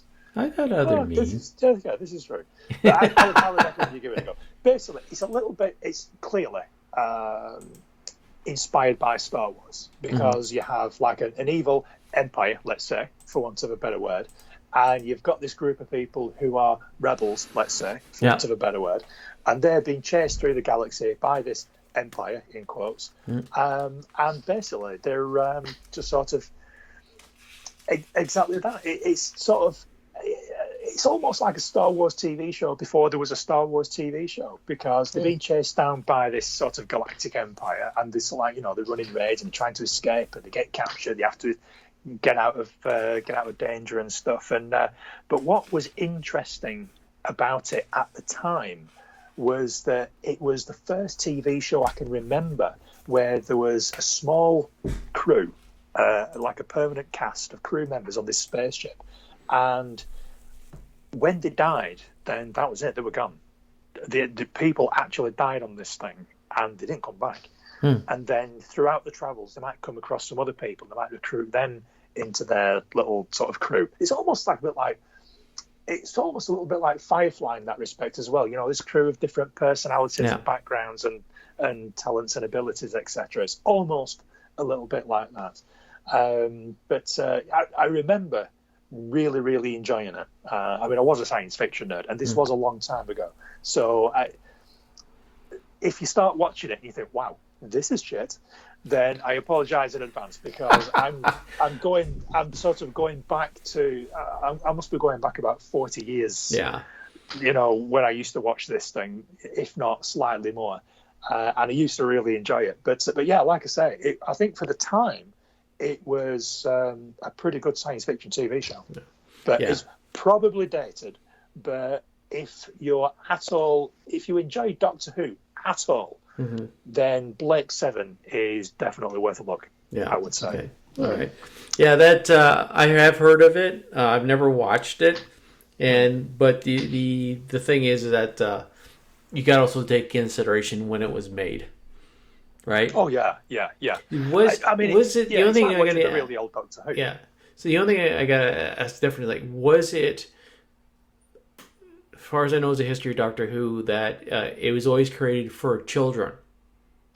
Was Blake 7 more of an adult show, or was it more still aimed at kids? It's probably sort of an in-between market. I would say that it's not a children's show.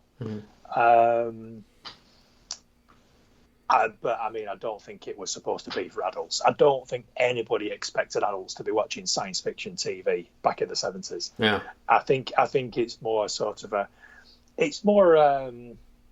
you get programs like the A-Team and Knight Rider, which were shown at about 5-6 o'clock in the evening. Well, this is more of an 8 o'clock show. If you get me. Okay. It's not that sort of family friendly sort of children's show that you watched at the same time as the Doctor Who in the A-Team slot or the Airwolf slot. It's probably an hour or two later, so it's not an evening show, but it's not a tea time show. It's sort of like that. It's just aged up by a few years. It's not a children's show. It's aged up a little bit, but it's not a grown-up show. Okay. Every American listening to this podcast just said, "What the fuck is tea time?" Yeah. They're probably thinking I've got a teapot and scones and crumpets on a plate next to me. What time is tea time? Is that under the clock? What hand is that? It's like, what would it be? Dinner time? Like 6 o'clock in the evening. Okay. All right. I think that could even be a Northern England thing more than British tea time. Not as in cup of Earl Grey. Yeah. Well, let's run this episode to the ground. And for you people listening, this is like I said, I think I said it was season 9, episode 253. I'm not can't remember if I did or not. So I think that's what you said. Yeah. So for you guys, it'll be a week between episodes. For us, it'll be seconds. So, but until then, thanks for dropping by, downloading us. If you're still doing it, I see we're still getting some people listening to our show. We appreciate it. We're not getting this ton of downloads we used to get, but after ripping on that one company, I think that helps. Well, the bastards who were stealing our show and asking us if we wanted to. I just hope that you having me on more hasn't contributed to it. Nope. With you, it's been the same no matter what. So just to make it's always been bad. Yeah, Shit. so it's always been bad. Our marketing report hasn't come back yet. Yeah, We're not sure. So if you want to, you know what? I don't want you to follow me on Twitter because I hate Twitter. I just so unfortunately I don't think. Send us an email with your thoughts. The Pulp Culture Cafe, the Pulp Culture Cafe at gmail.com. If you have a certain question for one of us, John, Scott, or Paul, put it on there. Do you? I mean, it sounds like Scott doesn't care about if his Twitter handle goes out. Paul, do you? Or do you get enough people following you? I don't really interact with many people on Twitter these days, but I'm accidentman_UK. If anyone does want to talk, I will always talk about nerd shit. Primarily video games on Twitter, to be quite honest with you. Oh, there you go. You Twitter like for video games and stuff. We do. Scott and I share the pulp culture at TPCCafe. That's it, right? TPCCafe on Twitter. I'm not sure. Yeah, we do. No, not TPC. Yeah. Yeah. Oh, I don't even really look. If you want to drop us a line there, but you got to really make it stand out, because if it don't stand out, we just go right by it. So until then, for you guys, a week or so. For us, a few seconds. And mere seconds. So ciao, folks. Have a lovely evening. Take care. Bye. Sick of you poaching my customers. I'm sick of your crybaby bullshit. You want to take the shit outside? You want to just take it outside and just squash it? No, let's stay inside so everybody can see what a pussy you have, okay? Because when I remove the blade I keep in my boot from its sheath, I can't return it until it has spilled blood. Ladies and gentlemen, my mother thanks you, my father thanks you, my sister thanks you, and I thank you. That's all, folks. Thank you. Come again.